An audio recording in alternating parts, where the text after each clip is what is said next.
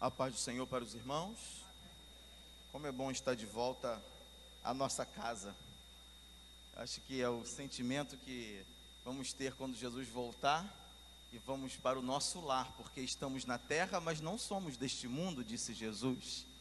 E nós passamos a semana lá em Fortaleza, voltamos ontem da Slavec, e é bom demais estar em casa. Estou muito feliz e grato ao nosso Deus pelo privilégio de poder estar com os irmãos mais uma vez nesta manhã. Abra sua Bíblia na carta aos Gálatas,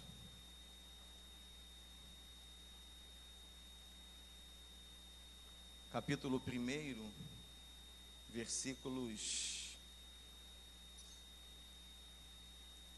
6 a 9. Carta aos Gálatas, capítulo 1, versículos 6 a 9. Eu lerei na versão NVI. Alguns irmãos me perguntam às vezes a versão que eu utilizo. Eu aconselho a igreja a que tenha uma versão NVI para fazer uma leitura às vezes paralela ao da revista e corrigida, porque o texto clarifica, o texto é mais objetivo. Admiro-me de que vocês estejam abandonando tão rapidamente aquele que os chamou pela graça de Cristo para seguirem outro evangelho, que na realidade não é o evangelho. O que ocorre é que algumas pessoas os estão perturbando, querendo perverter o evangelho de Cristo.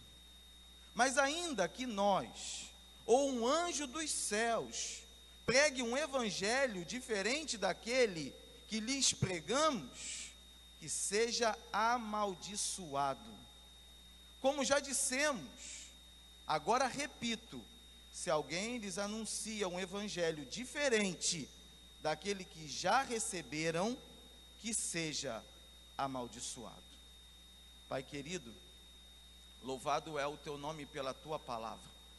Obrigado, Senhor Jesus, porque o Senhor nos tem dado orientações e instruções claras, a fim de que vivamos conforme a tua vontade e cumpramos, Senhor, na nossa vida o teu propósito e o teu desígnio.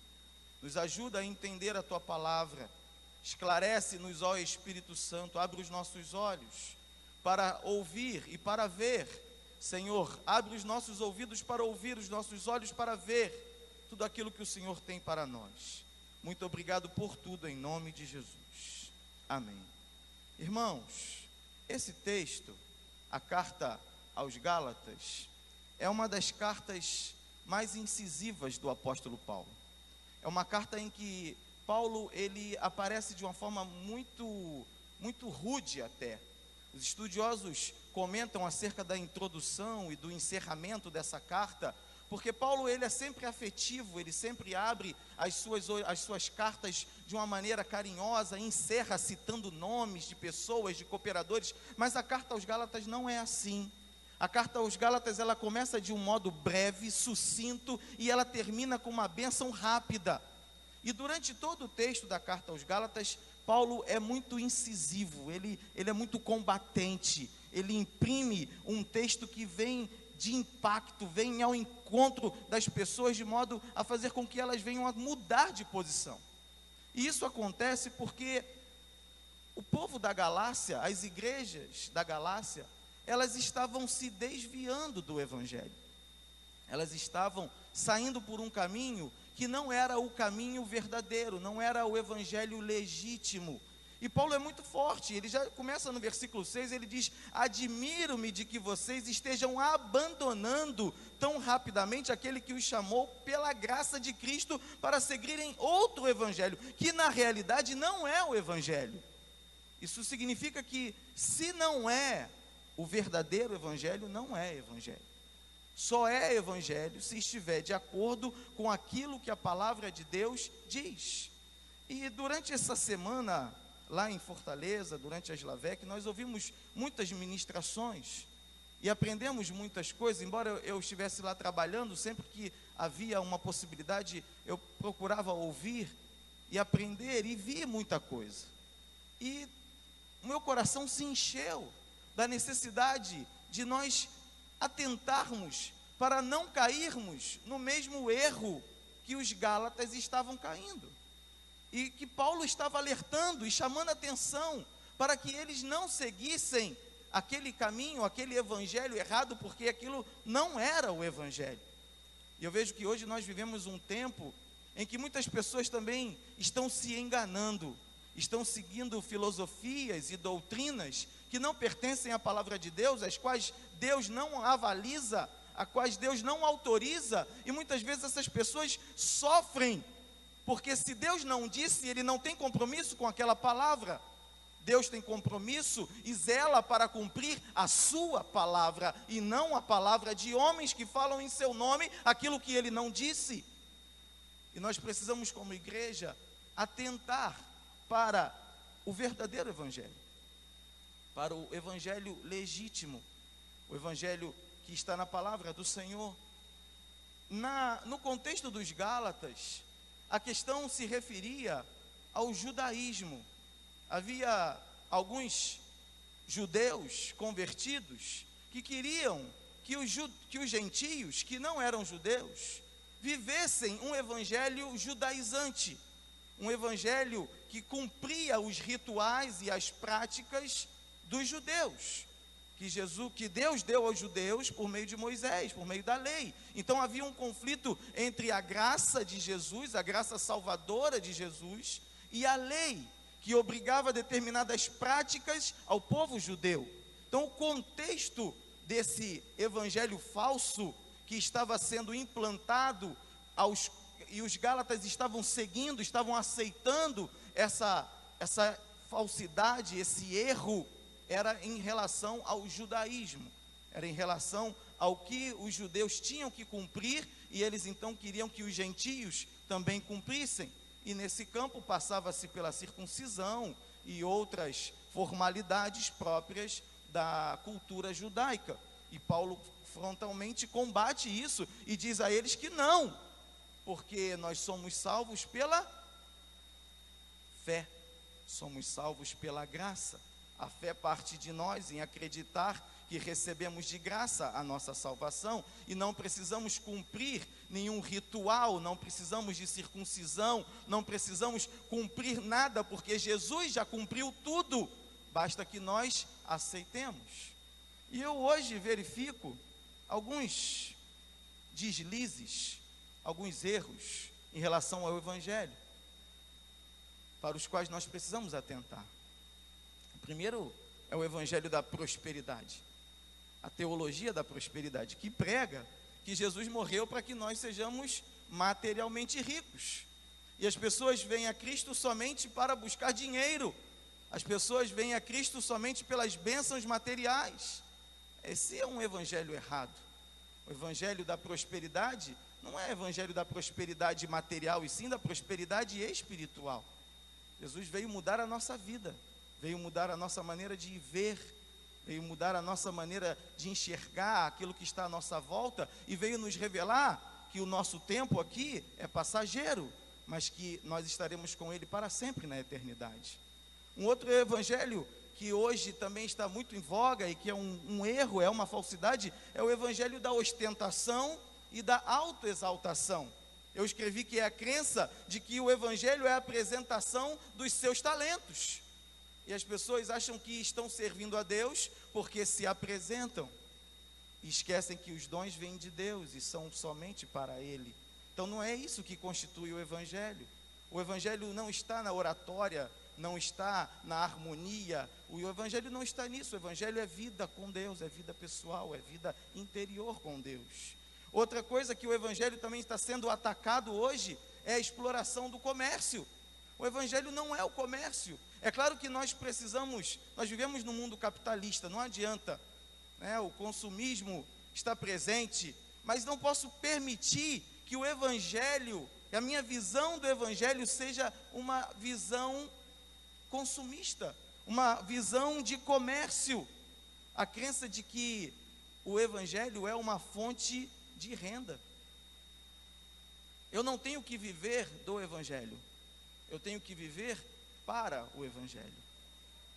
Sem dúvida, irmãos, a Bíblia diz que o obreiro é digno do seu salário, mas ele não tem que trabalhar por esse salário, ele precisa trabalhar por Cristo, para proclamar a palavra de Deus, para dizer ao mundo e às pessoas que Jesus Cristo é o Salvador, e Deus suprirá todas as suas necessidades.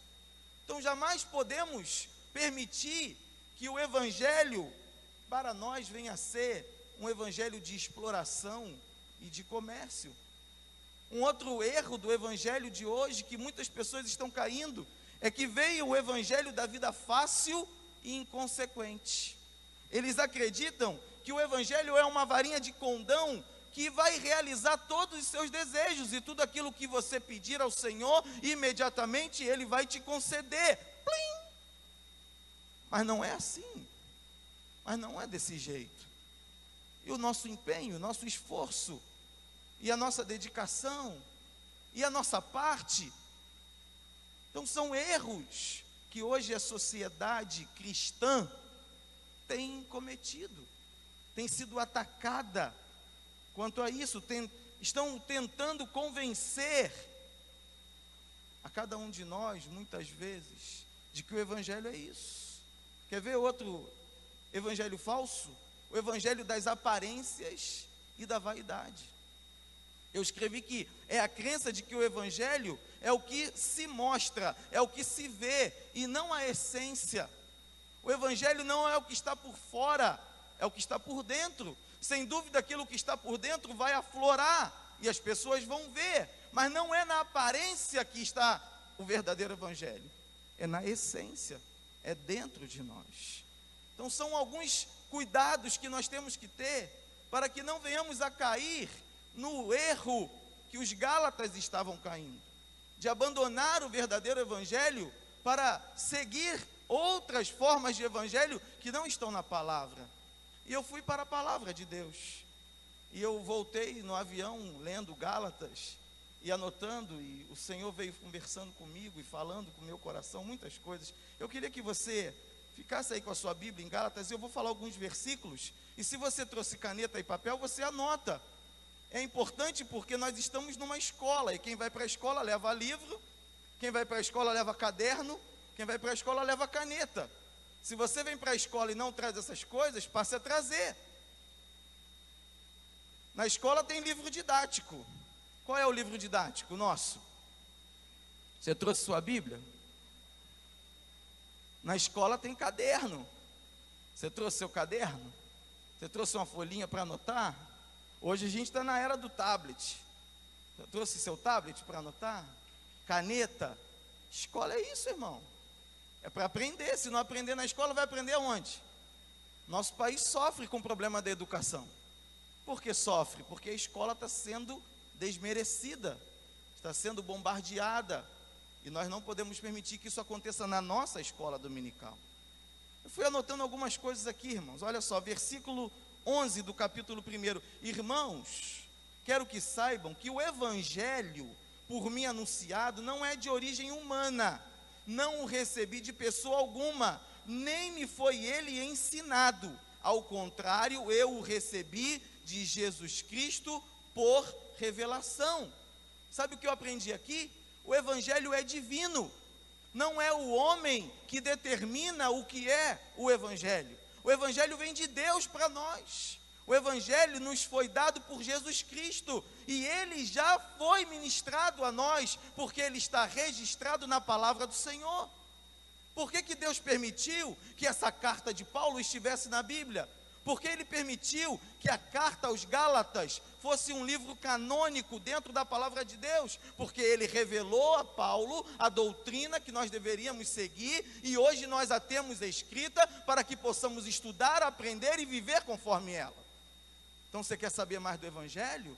Você quer saber o que é o evangelho verdadeiro? O evangelho legítimo? Leia a palavra do Senhor, ele está aqui, e ele não vem de homem, ele vem de Deus. Paulo recebeu diretamente de Jesus o evangelho que está registrado aqui, a doutrina que nós precisamos viver. Agora, do versículo 13 até o versículo 10, do capítulo 2, você vai ler em casa. Eu queria que você, quando chegasse em casa hoje, não ligasse televisão. Quando você chegar em casa hoje, depois do almoço, tira um momento para estudar a Bíblia. Eu sei que tem gente que já faz isso normalmente. A semana é muito corrida, é muito trabalho. Então tira um tempo no domingo para meditar na palavra do Senhor. Já vem para o culto cheio, não vem se encher não. Chega aqui, você transborda. Está entendendo? Então quando você chegar em casa hoje, você vai ler a carta aos Gálatas. Ó, é pequenininha, olha aqui, ó. 6 capítulos e você acabou.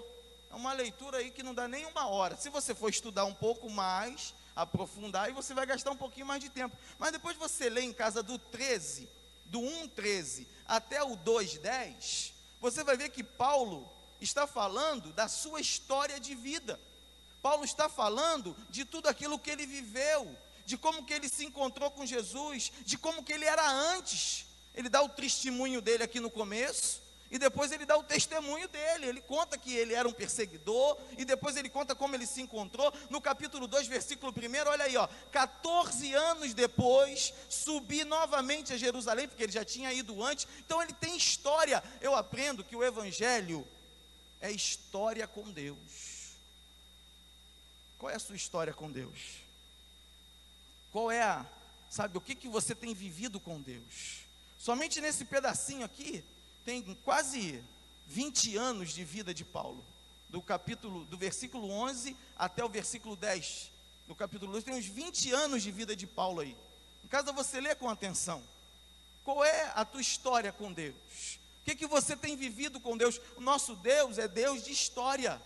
O nosso Deus é Deus de experiência. Quais as experiências vocês têm tido com Deus? Quais são as minhas experiências?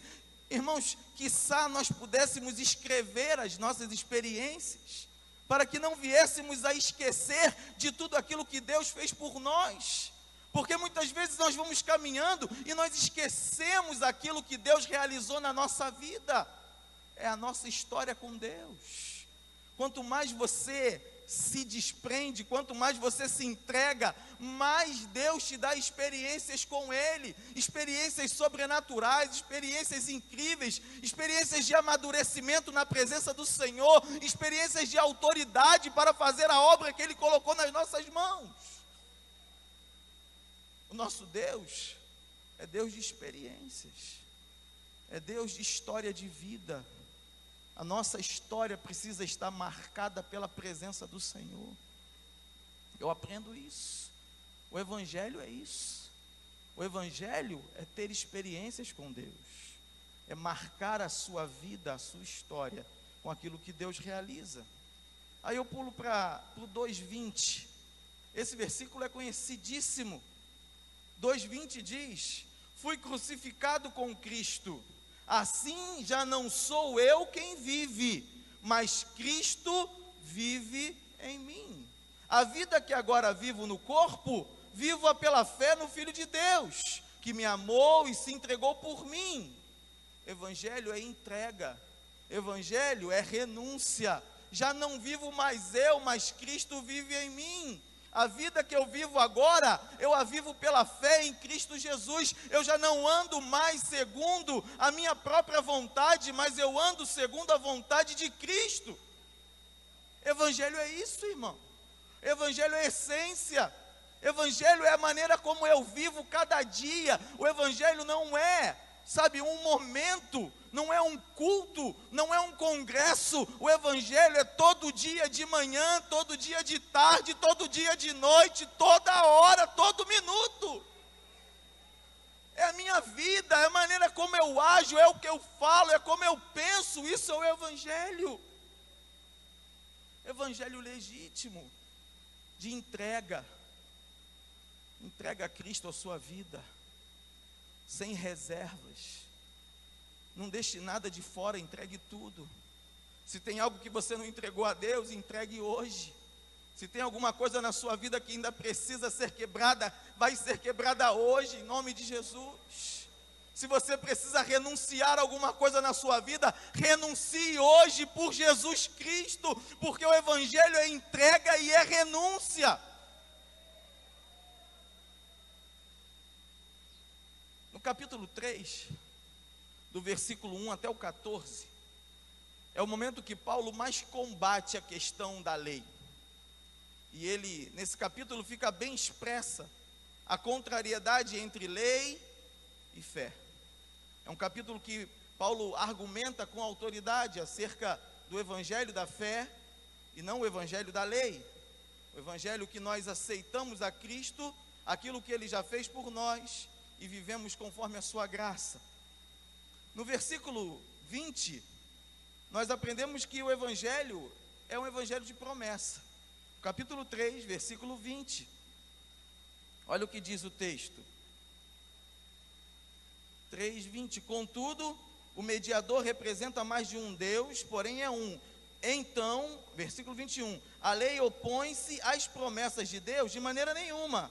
Pois se tivesse sido dada uma lei que pudesse conceder vida, certamente a justiça viria da lei. Mas a Escritura encerrou tudo debaixo do pecado, a fim de que a promessa, que é pela fé em Jesus Cristo, fosse dada aos que creem.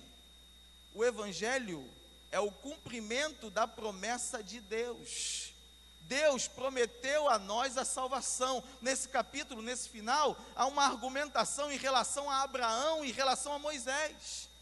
E ele mostra que a promessa de Deus a Abraão era anterior à lei. E que essa promessa feita a Abraão, de que nele seriam benditas todas as nações da terra, nos alcança por meio da fé em Jesus Cristo. Por isso Abraão é o pai da fé. Olhando mais para o texto, vamos lá no capítulo 5. Capítulo 5, versículo 1. Foi para a liberdade que Cristo nos libertou. Portanto, permaneçam firmes e não se deixem submeter novamente a um jugo de escravidão. O contexto desse versículo é que os gálatas, sendo gentios, eles serviam a deuses falsos que os obrigavam a práticas cerimoniais. E que eles, quando aceitaram a Cristo, eles foram libertos dessas obrigações cerimoniais, porque em Cristo nós temos liberdade espiritual, não somos escravos, não estamos sujeitos a nenhuma prática para que obtenhamos a vontade divina a nosso favor, nós já a temos em Jesus. E quando os judaizantes chegaram, eles queriam obrigar os gentios a terem práticas judaicas. Então Paulo diz a eles: foi para a liberdade que Cristo nos libertou, portanto, permaneçam firmes e não se deixem submeter novamente a um jugo de escravidão. Eles eram escravos, foram libertos e agora estavam tentando escravizá-los de novo. E na nossa vida, nós já fomos libertos por Jesus. Jesus já te libertou de todo pecado. Não há mais cadeia na sua vida. Não tem mais grilhão nos seus pés, você está liberto pelo poder do sangue de Jesus, meu irmão. E eu aprendo nessa manhã que eu não posso me deixar escravizar por algo de que Jesus já me libertou. Porque o pecado me ronda, o pecado ele está à nossa volta. E a palavra de Deus diz que para ele será o nosso desejo, por conta da natureza pecaminosa na qual nós estamos inseridos. Mas conhecedores da verdade que liberta, não nos deixamos mais escravizar pelo pecado que um dia nos escravizou. Viva a sua liberdade em Deus. Você está livre. Você está livre. O Evangelho é liberdade. O Evangelho é libertação. Jesus nos libertou de todo o jugo do pecado e eu não posso me dobrar a nada disso. E isso é no dia a dia da nossa vida. Isso fala de avareza, isso fala de internet, isso fala de televisão, isso fala de relacionamento pessoal. Nós estamos livres disso, irmão. Somos livres em Cristo para viver uma vida de verdadeira adoração ao Senhor, de verdadeira comunhão com Deus. Jamais, jamais permita que você venha a ser sufocado, mas busque sempre ao Senhor. E, sabe, tenha autoridade na palavra para dizer não. Para dizer não, não, não. Jesus já me libertou disso. Eu não estou mais preso a nada deste mundo. A minha vida foi liberta naquela cruz. O versículo 7 do capítulo 5, muito lindo. E ele diz assim: vocês corriam bem. Quem os impediu de continuar obedecendo a verdade? Eles vinham bem, mas começaram a tropeçar em certas coisas. E Paulo diz para ele: vocês corriam bem. Quem é que está impedindo vocês? Não pare. Eu aprendo aqui que o evangelho é continuidade, é persistência, é perseverança. Não pare de correr, irmão. Continue correndo para Cristo, continue, não pare. Deus colocou um ministério na sua mão, Deus colocou uma alma nas suas mãos. Não desista, não pare. Deus colocou santidade na nossa vida, não vamos desistir, vamos continuar, perseverar, lutando. Que nada venha tirar de nós aquilo que Deus já nos deu, e não venhamos a desanimar em busca da realização de Deus na nossa vida. Às vezes a gente desanima, às vezes vem problema, vem dificuldade, bate um desânimo, bate um cansaço. Você está evangelizando aquela pessoa já há tanto tempo, mas a pessoa não se converte. Não desiste dela não, continua firme, continua orando, continua convidando. Dá um livro para ela, dá uma Bíblia para ela, vai lá, trabalha aquela vida, ela é preciosa para Deus. Continua correndo. Deus colocou na nossa mão um ministério, às vezes cansa, trabalho, e aí tem igreja. Trabalho na igreja é feito por amor. Nós nos dedicamos à obra do Senhor por amor a Deus e gratidão por tudo aquilo que Ele já realizou, pela nossa salvação, pelas bênçãos. E nós nos dedicamos ao Senhor por isso, mas às vezes bate um cansaço, mas não podemos parar. Vocês corriam bem. Quem os impediu de continuar obedecendo a verdade? Continuemos obedecendo a verdade. E a verdade é uma pessoa. Eu sou a verdade, o caminho e a vida. A verdade é uma pessoa. Versículos 13 e 14. 13 e 14, capítulo 5. Estou quase acabando. Irmãos, vocês foram chamados para a liberdade, mas não usem a liberdade para dar ocasião à vontade da carne. Ao contrário, sirvam uns aos outros mediante o amor. Toda a lei se resume num só mandamento: ame o seu próximo como a si mesmo. Mas se vocês se mordem e se devoram uns aos outros, cuidado, para não se destruírem mutuamente. Eu vejo aqui o evangelho da santidade, o evangelho do serviço e o evangelho do amor. O evangelho é isso, vida em santidade. Temos liberdade para pecar? Não. Temos liberdade para ser santo. Temos liberdade para andar conforme a vontade do Senhor. Por quê? Mas como assim liberdade para andar conforme a vontade de Deus? Porque quem está no mundo está aprisionado.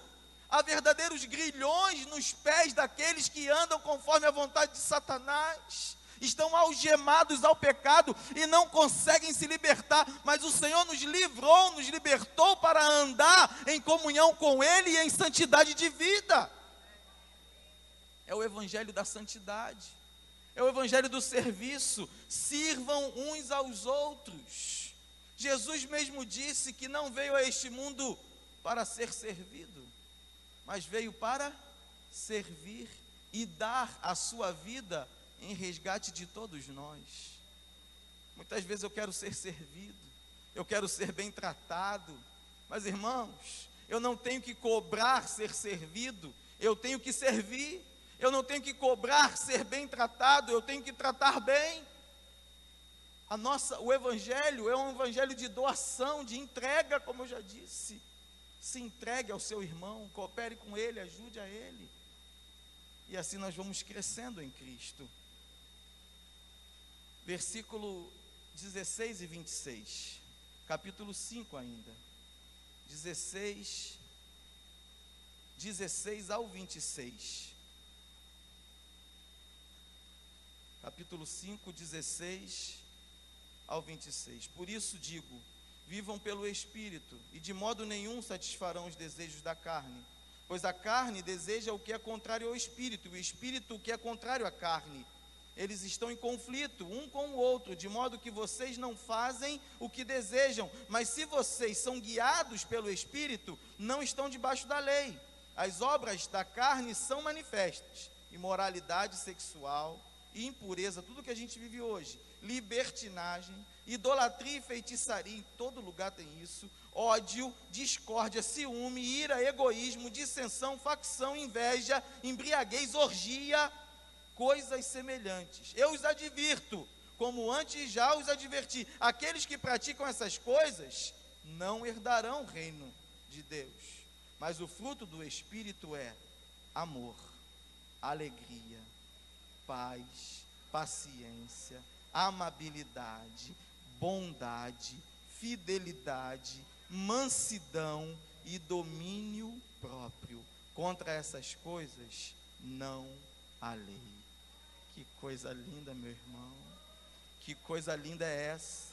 Evangelho de integridade, evangelho de caráter, evangelho de despojamento, evangelho de autonegação, em busca daquilo que Jesus quer para nós. Irmãos, teria mais coisa aqui para falar. No capítulo 6, aprendemos sobre o evangelho de perdão, de restauração, de vigilância. Ainda no capítulo 6, versículos 3 e 4, o evangelho de humildade.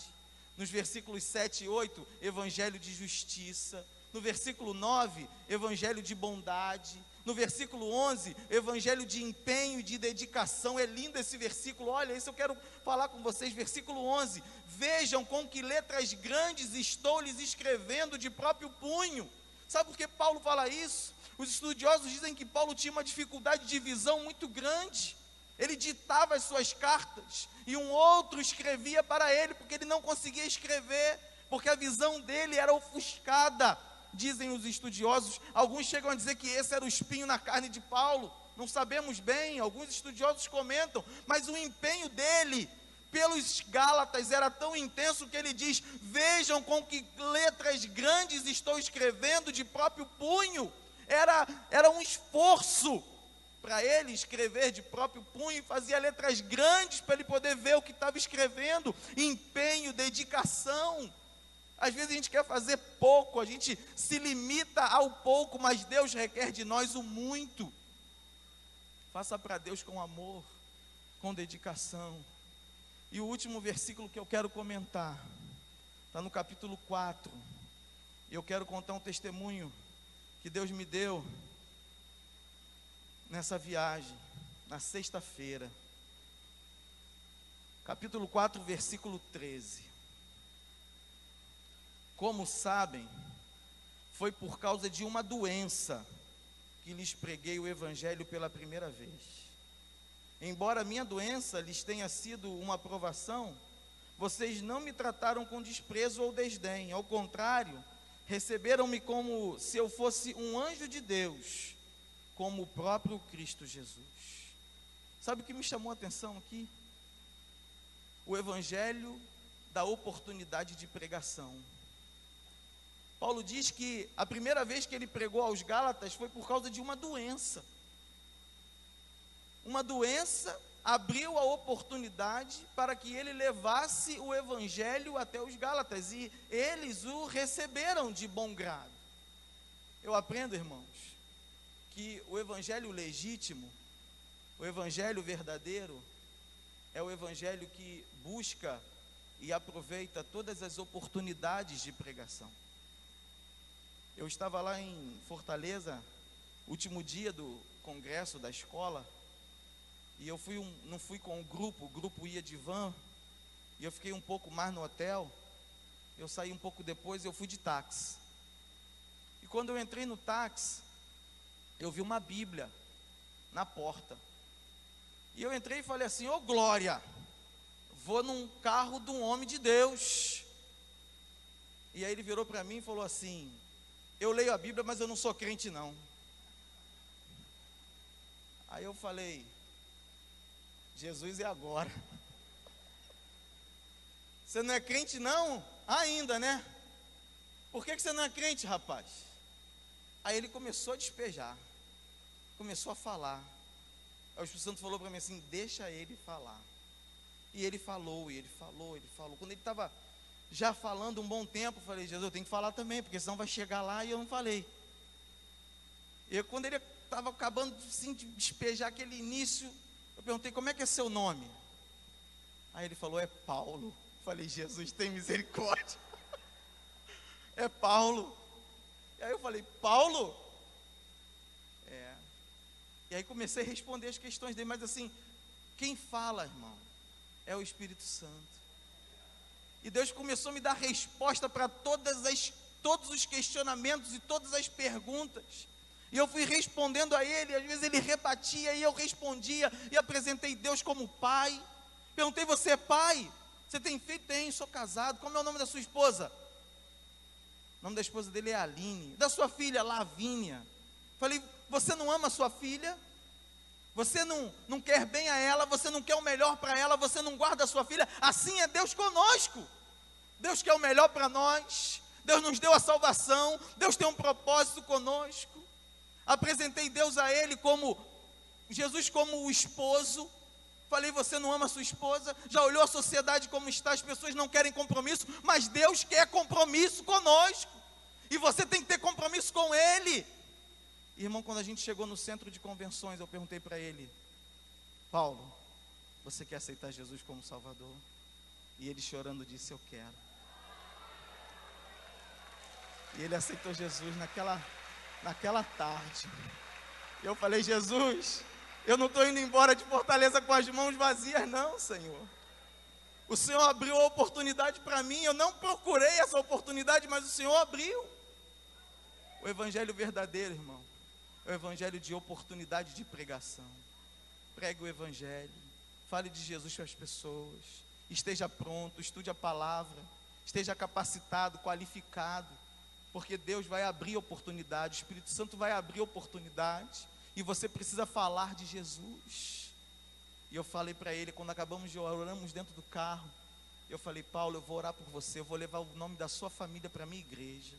O nome dele é Paulo, a esposa é Aline, a filha é Lavínia. Deixei meus contatos com ele, falei: você vai procurar uma igreja, vai aceitar Jesus de novo, vai lá na frente, e vai ser fiel a Deus, porque Deus é fiel conosco. Amém? Que o Senhor nosso Deus abençoe vocês em nome de Jesus. Glória a Deus. Aleluia.